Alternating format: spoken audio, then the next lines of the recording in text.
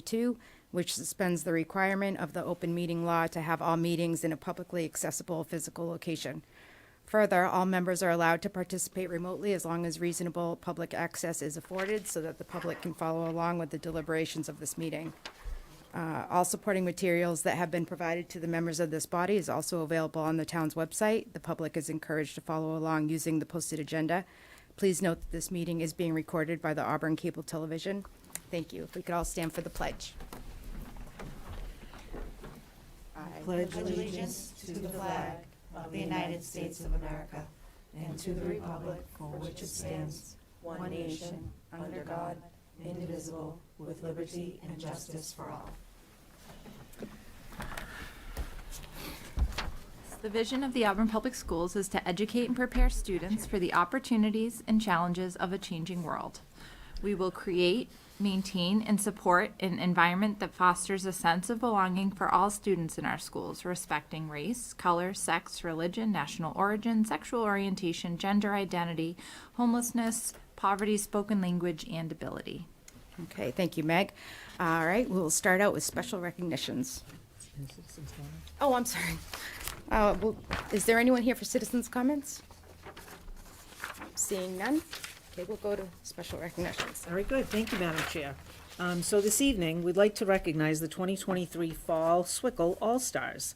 They were all invited to come, but many are still participating in sports now that the winter season has begun. So just to give them all a little shout out, that's John Rocheford for All-Stars for Boys Golf, Trevor Amaro for Boys Golf, Anthony Casillo, All-Star Boys Golf for second team, Logan Mulcahy the same, Emma Ellis and Emily Hunter, All-Star Girls Cross Country, first and second team, Natalie Frazier and Molly Hilditch for girls soccer, along with Zunay Moulton, Omar Abulail for boys soccer, Nick Almeida boys soccer, Alex Mercandante and James Almeida for soccer, Gianna Candelaria, Maya Tatum, and Maeve Whittemore for field hockey. So quite an impressive list of athletes. We thank them and their families for sticking with it and going through all the training and everything they've had to, but really an impressive list of athletes. Yeah, that's awesome. Great job to all of them. Any comments or anything from anyone? No? All right. Seek approval to accept the minutes from November 29th, 2023. I'll make a motion to approve the minutes on November 29, 2023. Second. Okay, all those in favor? Aye. Aye. There's a vote, and I will turn it over to you, Dr. Chamberlain, for the superintendent's report. Thank you, Madam Chair. We're actually going to begin with the first topic under new business, the body-worn cameras. We have a guest hearing in case we have any questions related to this. Chief Mills is here with us this evening. In your packet, you will find a memorandum of understanding that he and I, along with Chief Lemon, have collaborated on. So the Auburn Police Department, starting in January, will be issuing body-worn cameras to all of their patrolmen. And you can correct me if I say anything incorrect. And so our two SROs are still considered to be patrolmen for the Auburn Police Department, and thus they will also be issued a body-worn camera. In doing some research around this with other school districts, there are very few that have a policy on this, but I did find one that has it, because what's the concern, right? Student privacy and staff privacy. The Auburn Police Department's been very gracious in what they've collaborated with us on. Basically, it works out that these would only be employed in the event of a very serious offense, something that would require police intervention. So God forbid, in the event there was someone that were to come to the building with some kind of a weapon, right, trying to get in, something like that. They would use the camera then, as they should. But let's say it's something typical, which does not happen very often, but in the event there were a fight at Auburn High School, which really doesn't happen often, but if there were, that's a disciplinary issue. In that case, the camera would not be turned on. And they do have to be turned on to be used. I think there's a button at the top. Okay. And there's a light that goes on when it is turned on. So if you were looking at them, you would know that the camera is on when they would be using it. The memorandum of understanding also gives me as the superintendent access to any of the footage at any time.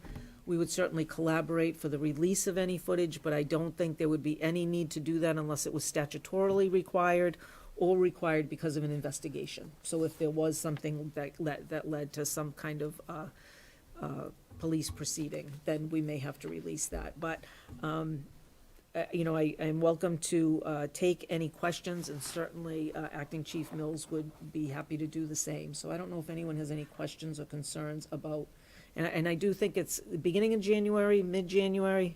Correct, the go-live date's January 3rd. Okay. Okay, does anyone have any questions? Through the chair, I have a comment, not a Okay. question. Yeah, go for it. I think, I mean, we're at times where I think it is absolutely necessary, and I think it needs to be done. And it's unfortunate that we're at this point, but for your safety, for the kids' safety, for the staff's safety, I think it's needed. Yeah, I agree. My only concern is starting the body cameras before we have a policy that's passed and that we can use. So timing-wise, that is a concern to me. Is there a way we could push it off until we can get this?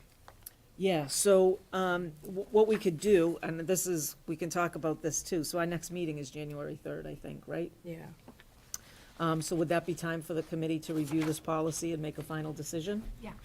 Yeah, and we don't need to Yeah, do 3 readings of it? I didn't know if that was Well, this policy really, of this policies. is actually a memorandum of understanding, Okay. not an actual school committee policy. Perfect. It's an Yeah. agreement with the Auburn Police Department, so I think we can move forward with that. Okay, Perfect. yeah, that would be ideal, I think. Let's just make sure we have a concrete thing set up before. And actually, we have January 2nd, right? Yeah. So we come back to school on the 3rd. So if we could maybe start on the 4th, once the committee looks at it on the 3rd. You can extend a day, Yeah, okay. that one day. One day. Yeah. Okay, great. Well, I think it's, yeah, unfortunate, but it is a great thing, you know, and necessary in this day and age, so. Yeah. If there are no more questions, Any comments you'd like to share with the committee? No, just, we appreciate the collaboration, the teamwork that we've had, and the schools were, Can you walk up to the mic? we do appreciate the relationship that we do have with the schools, and, the SRO program, the chief values it.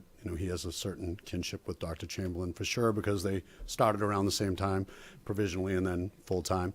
And, us expanding the program from 1 to 2 SROs, necessary, definitely. And, as we had discussed, and we've talked with the SROs as well, is it would be under extremely limited circumstances that they would deploy the cameras. And they're required to issue a warning or an advisory, rather, that they're going to be deploying the cameras starting it whenever possible.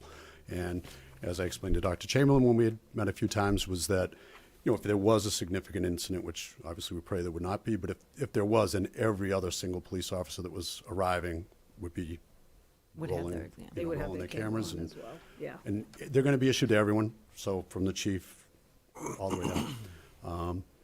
And it's, it is unfortunate, but it's a kind of a two-way street as far as, the need. It's an unfortunate thing that it becomes a need, but,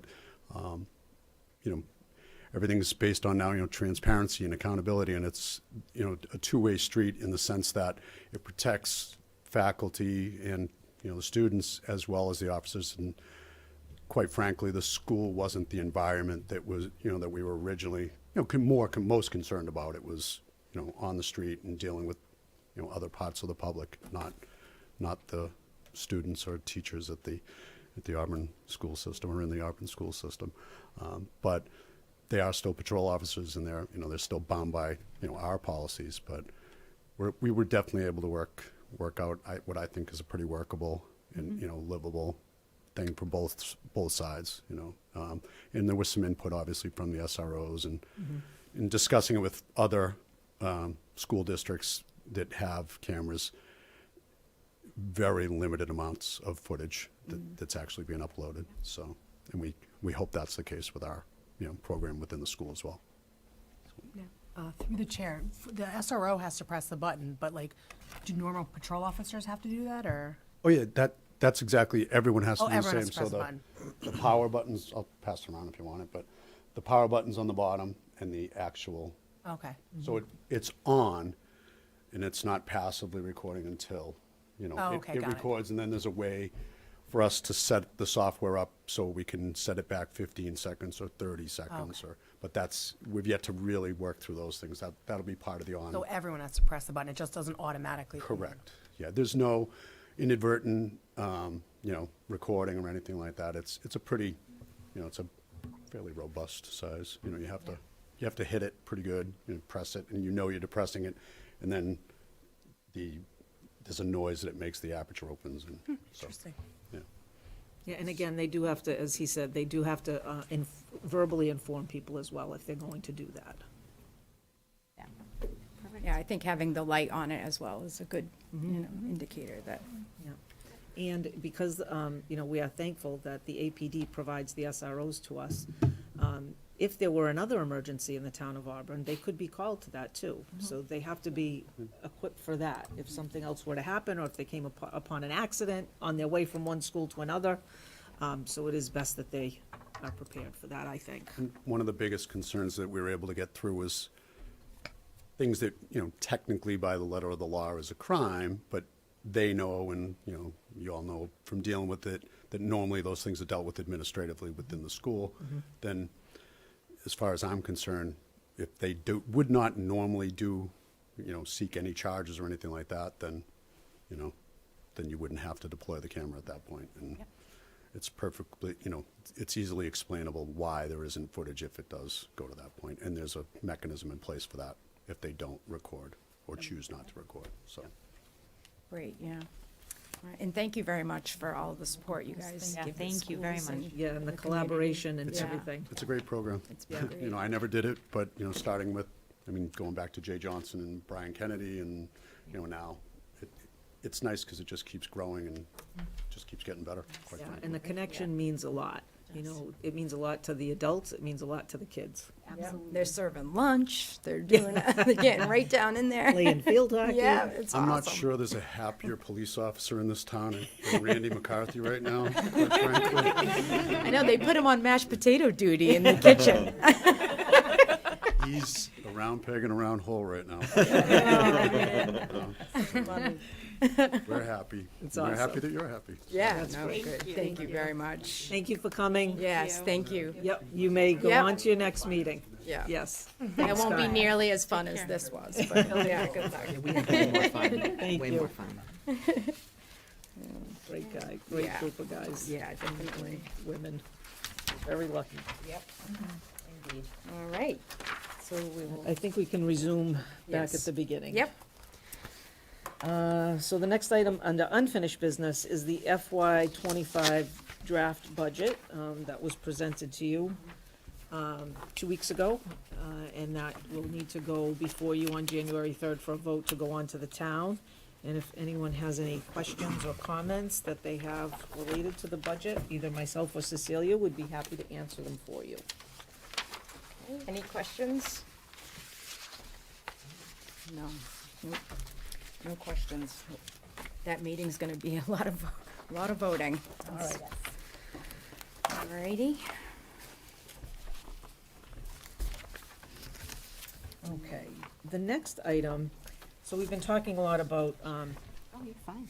field trips and what we need for a policy, the changing landscape, whether it be nationally or internationally, that we face when approving such things. So in your packet, you're going to find a draft, and I'll never put that draft watermark on there again. Usually that didn't work well, so we can send you a better copy. I can take that out. So I took some time to do some research. On MASC, they have, lots of different communities have their own policies that they've created. And so given all of the discussion that we've been having related to this, the policy before you tonight, which is, I guess it's still JJH. but it's the first one in your packet. It is very lengthy. It speaks about domestic travel, about fundraising. It gives some definitions and standards. There's an updated section, there should be, if I can find it, from our nurse on what we do in Auburn related to nursing policies and procedures.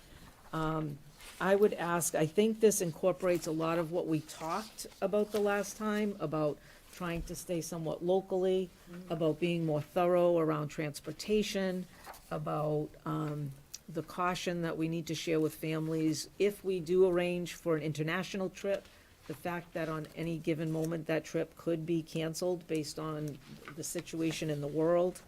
It does speak to making sure that we're not financially pressing on any of our families with what some of these trips may cost.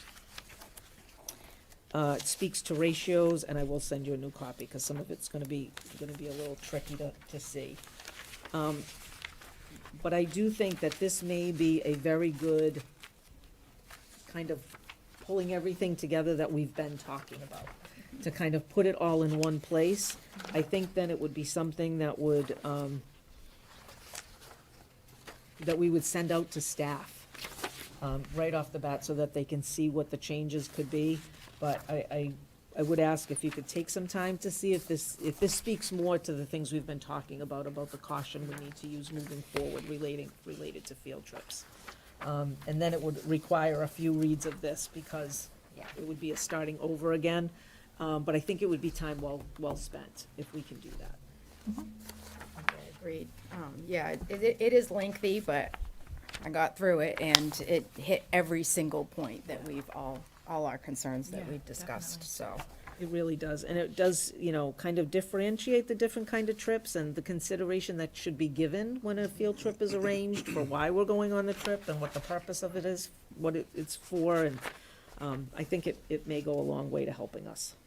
Agreed, definitely. Okay, so this particular draft, we will share electronically without the watermark, so that they can read through that. And then this will be the only one that will move forward, because it really does touch on the things that have been in the other two policies we looked at. Does that Okay. make sense? Yep. So we'll do a second read Okay. on this one at the next meeting. Great.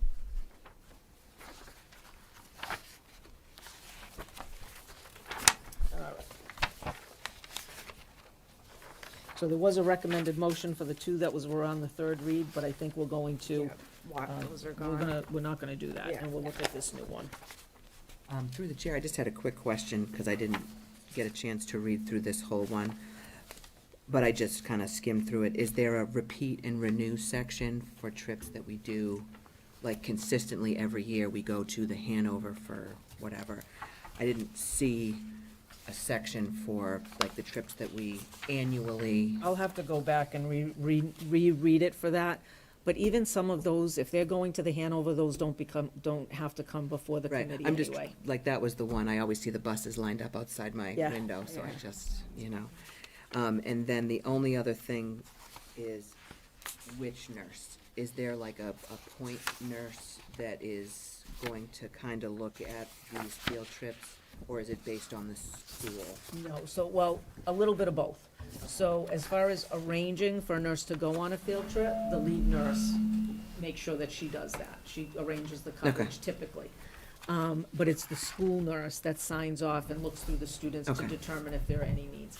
Now, again, up through grade 5, we always have a nurse on a field trip. Right. After that, it's more determined by the student need, particularly at the high school. Some students, if they have an inhaler or something like that, they don't Right. need a nurse with them to help them do that, but Mhm. that's the nurse in the building that makes that decision. Okay.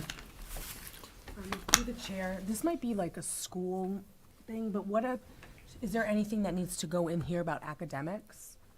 Like, so if a kid is failing 5 of their classes, like, do we have anything in there, or that might just be like a school level? There is something in here related to discipline.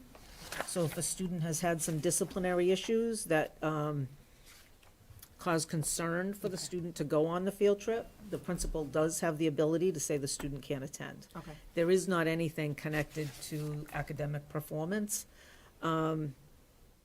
I can look into that. I think it might be threading the needle a little bit when you talk about some special education students and that kind of thing and determining what the cutoffs are, but I can certainly look into that. So in my experience, if it was an academic field trip, then it was said to us that if it's academic related, we cannot say no to a child.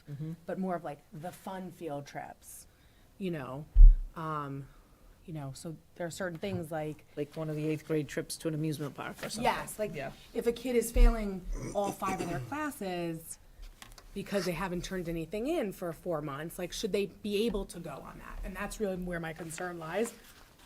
Not so much, I mean, that might fall into the discipline piece though, Yeah, like, right. because that's work refusal. Yeah. Let me read through this all again, and we can certainly look at that. I think that I just that had makes trouble sense. getting through it because I know, 'cause you I can't couldn't draft. see some of it. Sorry. And then I I had thought one it other, was- and this might be too specific, but under where it says transportation, lodging, and scheduling, where it says parents and guardians, I think it says who are also chaperones may share a room with their children only, or should we say and/or other chaperones? Because is someone gonna pick that apart?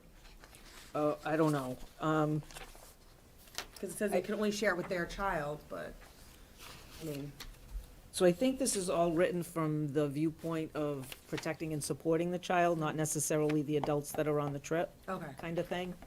You know, so Yeah. they would, they work that out, if the chaperones Okay. share a room with the child. I think the big thing is what this is saying is that they can't stay in the room with someone else's child. Got it. Just want to make sure. That's the key to that, yeah. Through the chair, thank you for putting that together. That must have been a lot of work. It was a merge. And I may have missed something, so, you know, I'll go back through it and make sure, but I did try to pull it all together I don't think you and, missed anything. I mean, as much as I could read. Yeah. It was all, yeah. yeah. All right. Yeah, thank you, Beth, for doing that. All right.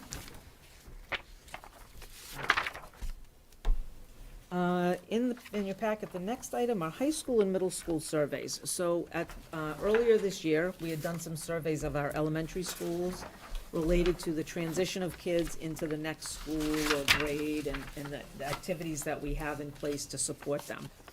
And so at the time, it was asked, are we going to do this for high school and middle school? So we did. There was a little bit of a glitch, but we did do it. So for the high school, we sent a survey out to families, and we also, in that same group is also a survey that was completed by students, because we feel like high school students can say if it helped or not. So in looking at the high school transition survey, in grade 8, they have the opportunity to visit Auburn High School, and they tour the school and all that. Folks found that very helpful. In mid-August, with the family, they're invited to high school orientation. They get their schedule and they tour the building. Again, 83.7% of the people responding said that that was also helpful. I don't know if I can turn the page here. And then the third question was being invited to curriculum night in September so they could follow the child's schedule, meet the administrators and guidance, and learn about the coursework. Again, 67% said that that was helpful. In looking through some of the comments that were written, just to summarize a little bit, there are some questions in there that the meetings that were held with families, the program of studies was a little bit behind the 8 ball with getting into hands this past year because we pushed it to the fall. So I had it in my calendar, and I reminded Mr. DeLongchamp, they're going to work on their program of studies in early January, so it will be done, and then they're going to hold an evening event for families in late January, in between sports. They can find a night to go through the program of studies, to talk about scheduling, to talk about how that works, how, you know, every they don't offer every elective, right? And that seniors get first dibs on those, and then it goes down to the freshmen. So to kind of provide some clarity around that, which I think, based on some of the comments that were here, I think that will be helpful from families anyway.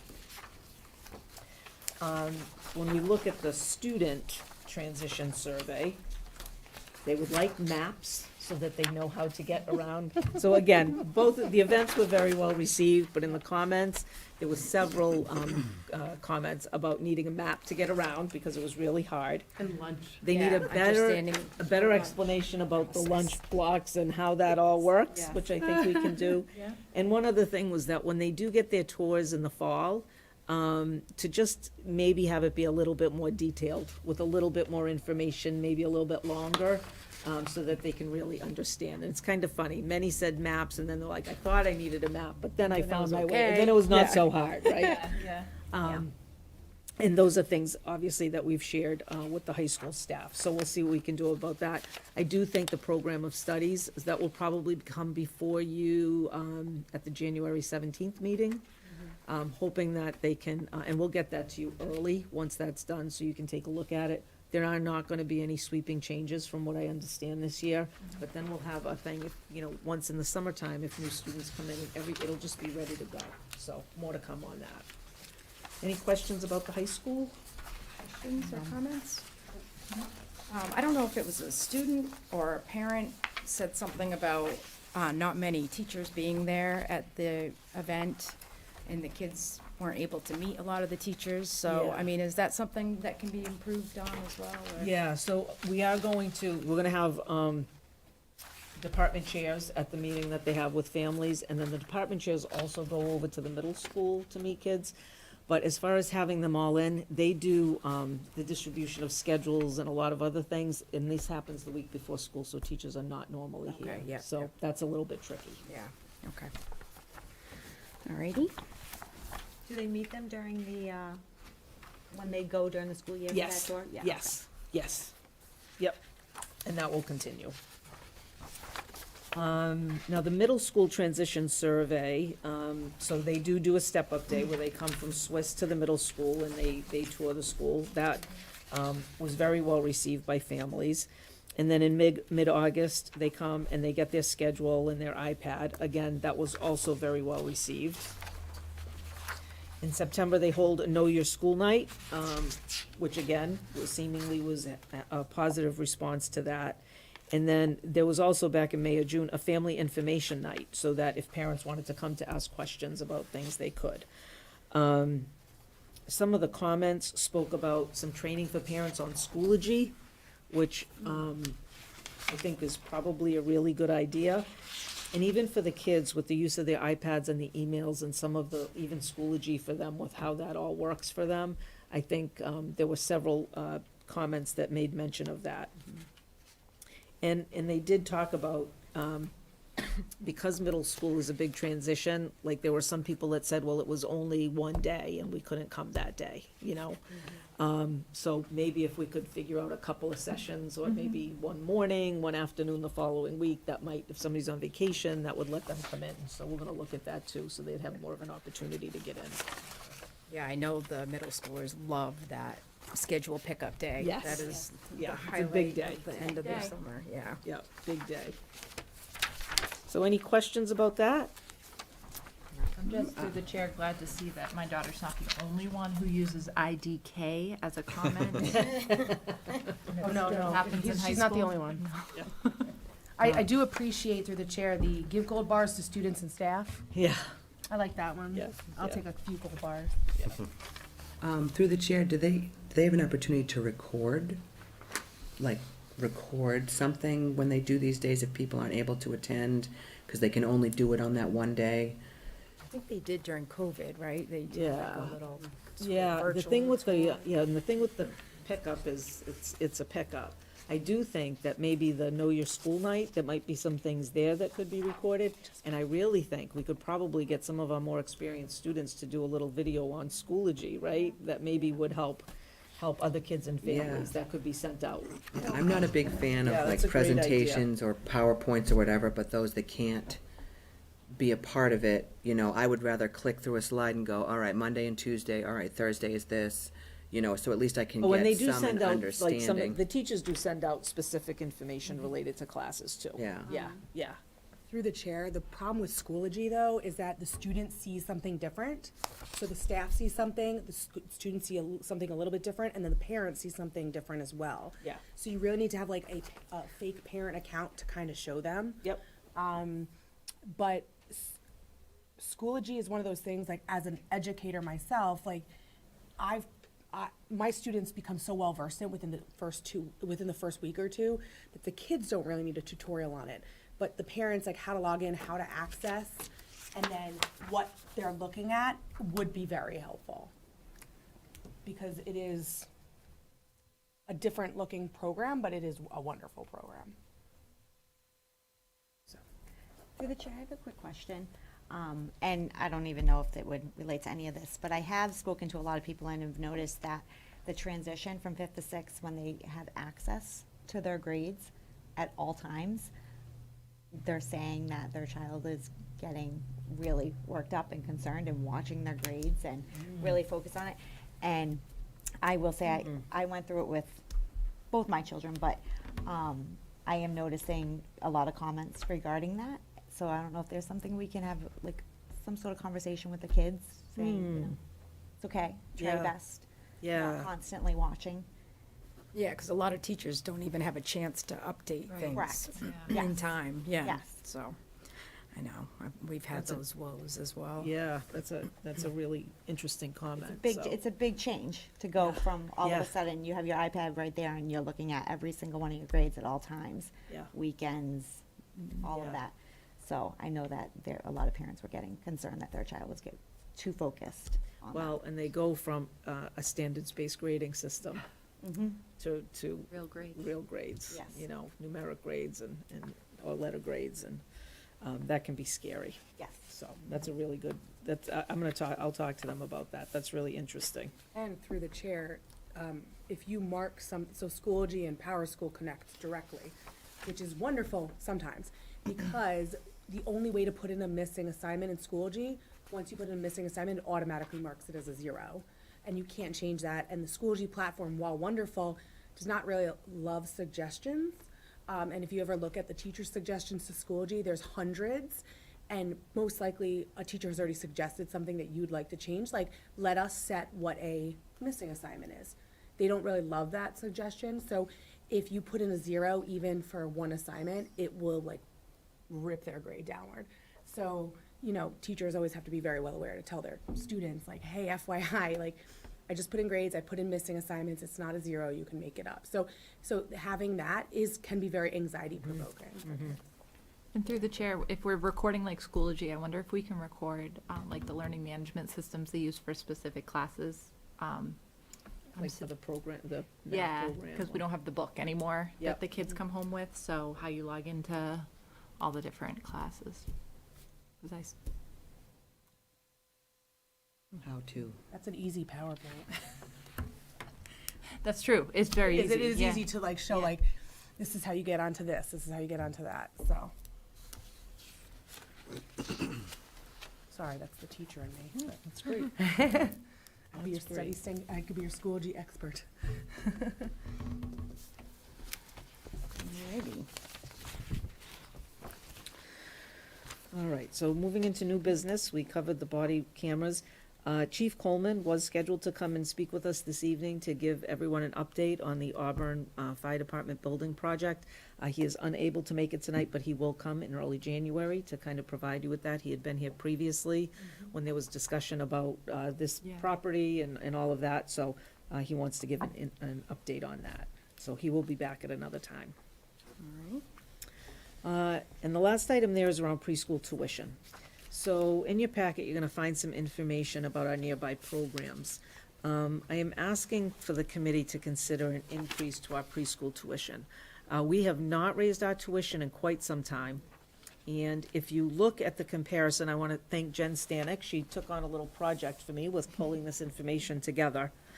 So you'll see we have a comparison to a half-day program, which is 2.5 hours, and the full-day program at 5.5 hours. And she really did a lot of detailed work in breaking it down so that we're comparing apples to apples. And so you'll see for our half-day program, our current fee is $250 a month, with the average fee at the bottom in yellow at $426.50, and that averages 9 other programs that she looked at. So that's a significant, was significantly lower there. If you look at our current cost for the full-day programming is $550. The average for the area preschool programs is $659, and that averages 13 programs that she was, because comparing this is difficult, as every program has a different structure. Some might have a half-day program for 3 days, some might have it for 4 days, some might have full day for 3 days or full day for 5 days. So she really went through and broke it down so that we can compare this almost hourly, would you say? Yes, Jen? Yeah, to the hourly, what it costs in an hourly way. So again, we're significantly lower than the average of those. And keeping in mind that we do have our sliding fee scale that remains in place. So if we look at the next page, if you look at the line for 22-23, the revenue we took in was $314,312. And we had 26 free students. I don't have the full enrollment for that year, but for this year, we anticipate taking in 311,000 with 20 students that are free with 99 enrolled, so about 20%. If in the next year we did a $50 increase to each of the tuitions, the half-day and the full-day, the anticipated revenue would be $351,000. And if next year we did a $100 increase to our preschool tuition to each of those, that would equate to $388,500. We do use this, and Cecilia can speak more specifically, but we do offset teacher salaries, support staff salaries. So it really does support the program in a big way. And again, we continue to offer the sliding fee scale, which, Jen estimated, to have 25 kids free or reduced, and what that would do, and she figured that all out. So I think financially, it would certainly offset some of the costs of the preschool, which in turn helps the overall budget when we can fund it that way. And by keeping the sliding fee scale in place, we would continue to support any of our families who are financially struggling, while respecting the fact that we have a very top-notch program with DESE-trained teachers who are special educators, who are highly skilled to work with the kids in our program. We should at least be somewhat competitive, and it seems to me, in my estimation, that we're low, Very low. fee-wise. Yeah. Yeah. Just looking at Millbury and Grafton. Yeah, I mean, these aren't high-end towns, that she compared us to. It was basically the Right. towns around us, so it's not like we're compared to Hingham and Wellesley. Yeah. We are way low. Yeah. Through the chair, having kids who went through multiple preschools, I can't say enough about the Auburn Public Preschool. David, in just that COVID year where he had to leave in March, made leaps and bounds. So I would be in very much support, because we have the best preschool teachers. I agree with you. Yeah. And through the chair, just doing some basic math, but if we do 650 times 10, and then one of the Auburn private, we're still $2,300 less, which is still a big saving, and that's only for 10 months. So, I mean, we're definitely way below compared. I mean, I think only Leicester Public Schools is lower than us currently. So, I mean, that says a lot for the full day. By $5, less than $5. So, So it sounds like we're definitely open to increasing it. I guess we just have to decide, do we want to increase $50 or $100? $50 a month, $50. Yes, that would be $50 a month. Because we were looking, all of these rates on the front are what they paid monthly, the $250 or the $550. I mean, I think we could get away with 100, honestly. But, sorry, I didn't mean to interrupt you. But, yeah, open to discussion, definitely. What would your recommendation be, the 50 or the 100? I think we are still in a very responsible way, meeting the needs of our families with an increase of $100. I agree. Yep. I agree. Yep, I do too. I agree. Okay, cool with that, Steph? Sure. Yeah. And through I don't the have a kid chair, in every preschool. amount will benefit our budget too with the opposites. Yeah, Absolutely. definitely. No one likes to increase, but sometimes. Compared to necessary. these other Yeah, it's schools, necessary. we could increase by $400 and I still know. be, I know. you know. Yeah. I mean, there's something to be said about the kids that go to our preschool. They go to kindergarten with the same kids, Yeah. and, you know, they're familiar with the teachers and our system and everything, And so. we have a well-educated staff. Yeah, Oh, we have yeah. great staff. As so- compared to other preschools that might not have that. Yeah. Well, and that could be, right? Many of them are not DESI certified, many of them Exactly. are not special educators, you know, all of that. And also our support staff, you know, we have terrific ABAs, we have solid, really committed IAs that work there too. Yeah. So this really does help to support the programming. And a good facility. Yeah. Beautiful. And even a nurse on hand, where some Yeah. preschools don't even have a That's right, nurse, that's so. right. All right, well, I guess I'll seek a motion. I'll make a motion to approve the preschool tuition increase of $100 as presented by the superintendent. $100 per month. I'll second. Okay, all those in favor? Aye. Aye. Wonderful, thank you very much. Thank you, Jen. Thank you, for Jen. that- Thank you. Thank you. That little project of yours. That was Very super good. fun. How many kids were you seeking for placement for when you called? Okay, we'll move on to the teaching and learning report. Mr. Keller. Thank you, and I will echo what everybody said about the preschool. Spending a lot of time, or as much time as I can at the preschool. We have an outstanding group of educators, our nurse, so that is appreciated, certainly, what everybody had to say about the preschool. So I want to talk about professional development and what we've accomplished so far this year and what we're about to accomplish. So we had, as I mentioned previously, I think actually at our budget meeting, we launched a professional development committee this year. That's one of the things that was one of Dr. Chamberlain's goals. And so we had our first meeting of staff members from across all the buildings and different disciplines. And it was an outstanding initial meeting, and we are continuing with that momentum. And our goal is to look at next year in our professional development, not just next year, but long-term goals around making sure that professional development is differentiated, aligned to our strategic plan, ongoing, so it's not, you know, our intent is to not just have one hit wonders kind of thing in professional development, but to make sure that they're rooted in long-term goals, and that everything that we're doing around professional development is aimed at school and district improvement. And, you know, one of the conversations we had is the remarkable educators that we have and the expertise that they have and the opportunities for them to share with one another. And so that's just kind of a peek into some of the stuff that we've started doing. And our next meeting is coming up in February, so I wanted to share that. And then I want to talk about current and upcoming professional development. So earlier today at Packagug, we had a presenter from Say Schools who was presenting to Jen's staff. And last week, that same presenter was at Bryn Mawr. And the goal of that presentation is to talk to all the educators there about making sure that we have safe spaces throughout the building for students, families, and staff. And it was very well received. Jen and I had an opportunity to chat afterwards, and I was able to see Landon there, the presenter, who did a really nice job and engaged the staff in that. Tomorrow we have actually in this room and at we'll be using my office as well. We have an Apple certified teacher working with our UDL coaches, so our Universal Design for Learning, as I think you know. You've heard many times, we're in year 3 of that significant professional development effort.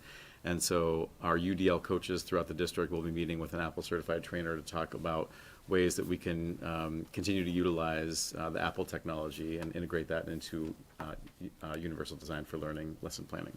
Great. So that's really exciting.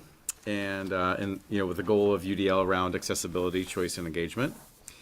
Then on January 2nd, speaking of UDL, that is our first day back, but that's a professional development day, first day for teachers. We are working with our technical assistants who are from the UDL organization, and they'll be working at all the schools, and those people have been connecting with the principals and with UDL coaches in the buildings to make sure that teachers have the opportunity to design lessons and work through the things that we're working through in our year 3 of that. On that same day, our counselors we'll be working with the Worcester County DA's office on a program called Handle with Care, which is about trauma and how best to support students who have experienced trauma. Our nurses are engaged in in-person training for advanced skills in SNAP, which is a program that our nurses utilize. Our wellness teachers, and we've talked about this here at school committee, there are new health and PE standards, and so they'll be working on that. So Mr. Pratt and I are meeting later this week to talk about approaches for that day. And so the entire wellness department will be working through those health and PE teachers standards. And then our music teachers and our art teachers are having some vertical meetings on those days, in addition to some of the work in UDL. So those are the things I wanted to highlight. Of course, as we continue to go through the year, I'll share more things around professional development, but I wanted to update you all on that. All right, great. Sounds like a productive day coming up, January 2nd. And related to the Safe Schools visit, if I can just say, they came to Auburn High School and Middle School, right, Thank last you. year? Yes, they did come to the high school and the middle school last year, presented to both of those staffs, and then we are still in the process.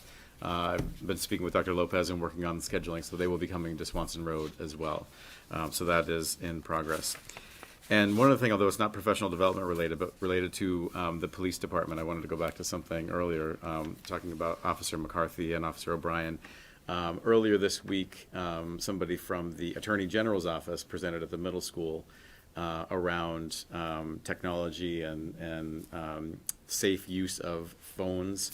And so Officer O'Brien was there and was part of that presentation. And so just to reiterate the great partnership that the schools have with the police, and I wanted to mention that as well. Although not focused on teachers, there were teachers there in the audience, and I think it's important for everybody to hear, and so it does impact both what kids and what what teachers have as well. I think I think they're gonna offer something for families soon, right? In January, In yes. January, So we'll be. Which we did last year as Yes, well. last year, yep. I went to that and I was eye-opening for me. for Through the some of chair, will that kids. only be open to middle school and high school, or will that be open to everyone? We sent that out to everyone last year. Yep, Yeah. yep, open to everyone. And I Last think year. they did like a virtual piece too. Yeah, it was all something. virtual. Oh, it was all It virtual, was okay. all virtual, which was another thing why I think we actually had a pretty good turnout last year. Yes. Because it was done virtually, and they have a great panel of speakers, and they give some, well, really troubling information, honestly. But information that we all need to be aware of to keep kids safe. So certainly, once we get that, that'll go out to families too. Great. Yeah, after that, my kids got lockdown phones. I took all kinds of apps away, so they were thrilled by it. I can't wait to do it again. One of the most striking things of that is they said, before, the stranger was out in the street. Now it's the in your stranger house. comes into your kid's Yeah, bedroom. it's crazy. It's so frightening. Yeah.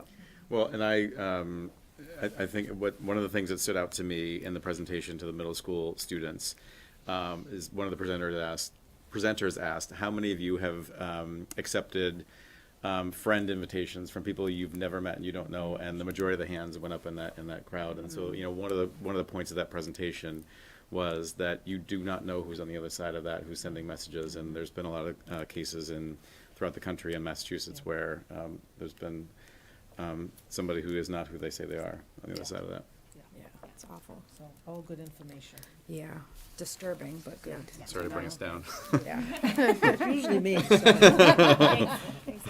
Sure. I'll bring out a PowerPoint next time. Yeah, I missed the PowerPoint. Yeah, we kind of missed the PowerPoint of that one. Oh, well, thank you for that report, Al. To go home and cry. Yeah. All right, I'll turn it over to you, Cecilia. How can I make mine more exciting? Fireworks. Basically, good evening. I provided in your packet a year-to-date budget report dated December 7th for your review. And along with that, I have listing of budget transfers dated December 7th between the same series for your information and different series for which I'm seeking your approval. And I'd be happy to answer any questions you might have on those. Any questions? Nope. Seeing none. All right. I'll make a motion to approve the list of transfers dated December 7th, 2023, as presented by the business manager. I'll second. Okay, all those in favor? Aye. Aye. Thank you very much. And now I've got also in your packet, I provided a listing of the FY '24 School Department Grant Awards that are received for this fiscal year. The town requires us to have this annually accepted by the school committee, as they are grants we receive. Most of them are your basic grants, the Title II-A, the IDA 240 grant, Early Childhood, the 262 grant, Title I grant, the 305, and the Title IV, which is the 309. Those are the basic grants that we usually get every year. Pretty much they stay pretty level funded. We might get a little bit of an increase, but we also rely heavily on those grants to offset our budget. So those are in there. And then moving down, we have some newer grants. The Homeless Emergency Support Grant that we've received to support some of the students. We have a Special Ed Program Improvement Grant that we've just received. And also, there was an Instructional Leadership Institute grant that was received. Also, the Food Service Department got the Northeast Food Group, which was a state grant. And then as we normally do, we're very blessed to have the Auburn Chamber of Commerce every year supports our schools and puts out the requests for teachers to submit for mini grants, and many of our teachers do that, and it's very well received, and the program is great. So we get monies in for them to do projects for their individual classrooms, and it's a great program. So, but I gave you what the amounts are of the approved budgets and what they're utilized for. If you have any questions, I'm more than happy to talk to you on that. Or Any questions? No, seeing none. Seek a motion to approve those grants. Make a motion to approve the listing of school department grants as presented for the 2023-2024 school year. Second. Okay, all those in favor? Aye. Aye. I thank you all very much. Thank you. Thank you. Alrighty, and we do not need executive session tonight, so seek a motion to adjourn. I'll make a motion to adjourn. Second. Okay, all those in favor? Aye. Aye, it is a vote. Thank you, everyone. Happy holidays and Happy New Year. Thank you, happy Aye. holidays.